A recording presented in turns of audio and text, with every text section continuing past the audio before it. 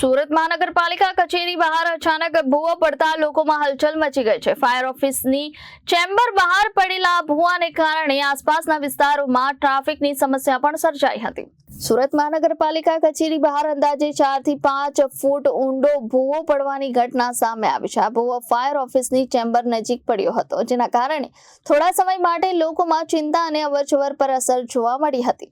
આ ઘટનાની જાણ થતાં જ સુરત મહાનગરપાલિકાના અધિકારીઓ તાત્કાલિક સ્થળ પર પહોંચ્યા હતા અને સુરક્ષા માટે આસપાસના વિસ્તારમાં બેરિકેડિંગ કરી દેવામાં આવ્યું હતું। ભૂવાને કારણે થોડા સમય માટે ટ્રાફિક જામના દ્રશ્યો પણ સર્જાયા હતા।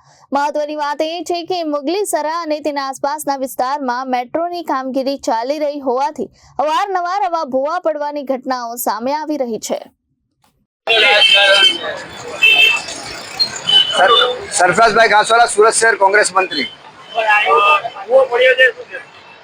આ સુરત મહાનગરપાલિકાના અમુક જ જે 1 કરોડ લોકોને સુવિધા આપી રહેલી સુરત મહાનગરપાલિકા એના ખૂબ જ નજીવી અંતરે આ એક ભૂવો પડ્યો છે અને આ ભૂવો પહેલો નથી। આ ભૂવાનો સિલસિલો સદંતર ચાલુ છે અને કદાચ આ ભૂવો હવે તો આવનારા સમયની અંદર આ તો રોડ પર પડ્યો છે।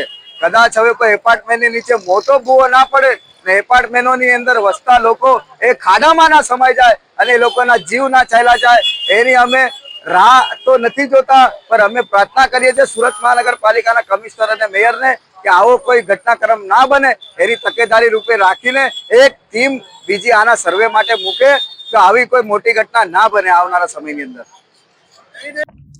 Reporter Arvind Rathod, Janadesh news, Surat.